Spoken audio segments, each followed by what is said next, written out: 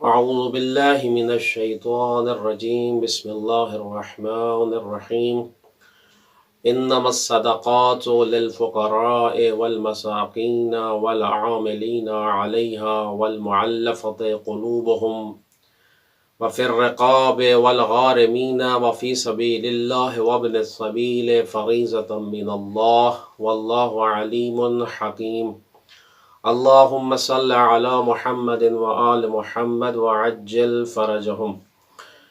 دوستان، ہماری گفتگو جو تھی وہ زکوٰۃ کے بارے میں تھی۔ ہم نے زکوٰۃ کے تمام موارد جو ہیں وہ بیان کیے کہ کن کن چیزوں پر جو ہے وہ زکوٰۃ واجب تھی اور کتنی مقدار میں واجب تھی۔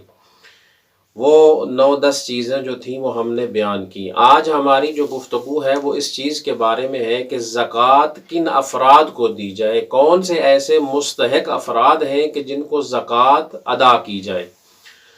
جیسا کہ میں نے شروع میں قرآن مجید کی آیت سورہ توبہ کی آیت تلاوت کی ہے، اس سے یہ واضح ہے کہ یہ افراد جو ہیں جو اس آیت میں ذکر ہوئے ہیں ان کو زکوٰۃ دینا کیا ہے؟ واجب ہے، یعنی زکوٰۃ انہی افراد کو ہی دی جانی چاہیے۔ اب ان میں اس آیت کے مطابق پہلا درجہ جو ہے وہ فقراء کا ہے، فقراء کو زکوٰۃ دی جائے۔ دوسرا درجہ جو ہے وہ مساکین کا ہے۔ مساکین ایسے اشخاص ہیں کہ جن کے پاس اپنی زندگی گزارنے کے لیے کچھ بھی نہیں ہے، ان کو زکوٰۃ کیا ہے؟ دی جائے۔ تیسرا درجہ اس آیت کے مطابق وہ افراد کہ جن کو عاملین کہا گیا ہے۔ عاملین کون افراد ہیں؟ عاملین وہ ہے کہ جو زکوٰۃ کو جمع کرتے ہیں۔ اب مثلا اس وقت خود امام موجود نہیں ہے، نائبین امام موجود ہے، جیسے مراجع کرام یا ایسے ادارے جو زکوٰۃ کو جمع کرتے ہیں اور مستحق افراد تک کیا ہے پہنچاتے ہیں، ان کو زکوٰۃ دی جا سکتی ہے۔ عاملین کے بعد جو اگلا درجہ ہے والمعلفۃ قلوبہم۔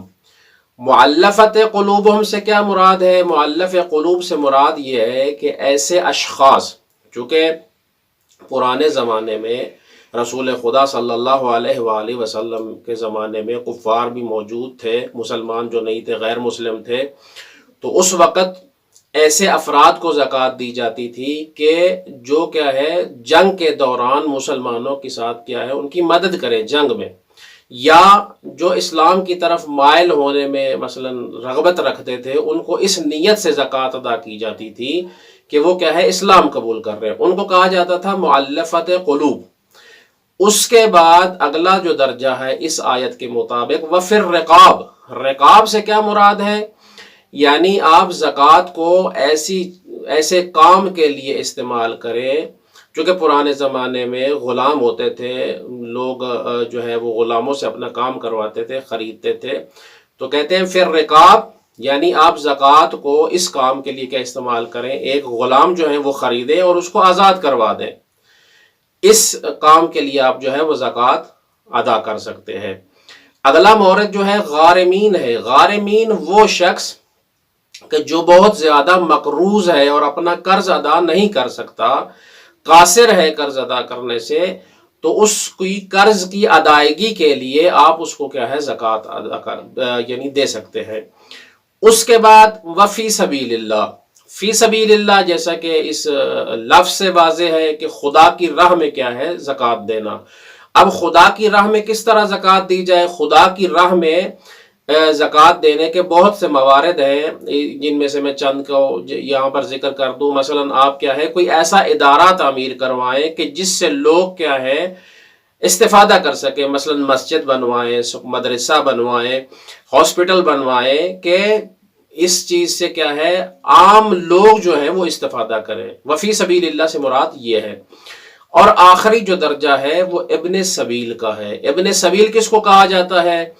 ابن سبیل ایسا شخص کہ جو سفر میں ہے اور اس کے پاس زیادہ راہ ختم ہو چکا ہے، اس کے پاس زیادہ راہ نہیں ہے، تو اگرچہ وہ اپنے شہر میں، یعنی اپنے شہر میں وہ مالدار ہے، دولت ہے اس کے پاس بہت زیادہ، لیکن جب وہ سفر پر نکلا ہے تو اس نے جو زیادہ راہ اپنے گھر سے لیا تھا سفر کے لیے، وہ اب اس کے پاس ختم ہو چکا ہے اور اس کے پاس کوئی چارہ نہیں ہے کہ وہ اپنے سفر کو آگے بڑھا سکے یا اپنے وطن واپس جا سکے، تو اس شخص کو کیا ہے زکوٰۃ ادا کی جا سکتی ہے قرآن کی اس آیت کے مطابق۔ دعا کرتے ہیں خداوند متعال سے کہ خداوند متعال صحیح معنوں میں ہمیں قرآن مجید پر عمل پیرا ہونے کی توفیق عطا فرمائے اور فرامین معصومین کے مطابق ہمیں اپنے شرعی مسائل کو حل کرنے کی توفیق عطا فرمائے۔ وعلیکم السلام ورحمۃ اللہ وبرکاتہ۔